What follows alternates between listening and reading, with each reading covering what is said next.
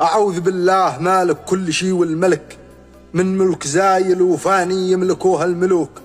ومن زمن بيع ابن الناس ما يمتلك، وثار حول المدور قوت يومه شكوك،